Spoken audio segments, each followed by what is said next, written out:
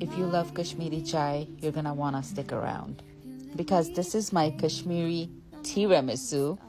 If you're Italian watching this, scroll up now, but the rest of you can stay.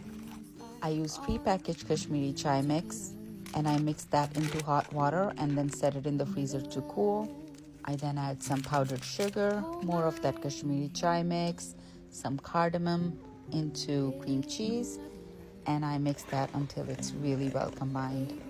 This is one of the easiest no-bake recipes you'll make, and it's so impressive.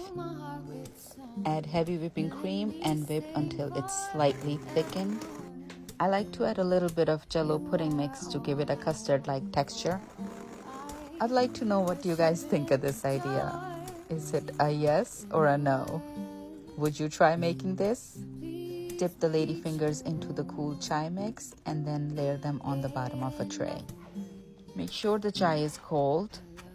Quickly dip the ladyfingers in the chai and assemble in the bottom of the tray. Then evenly layer on the cream.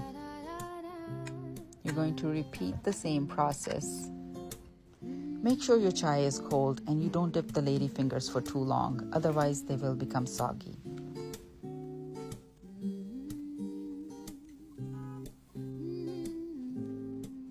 If you do give this recipe a try, don't forget to tag me.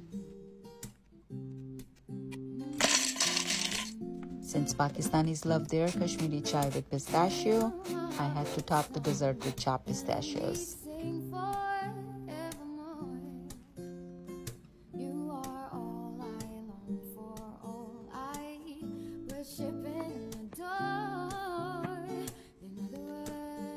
Now it's your turn.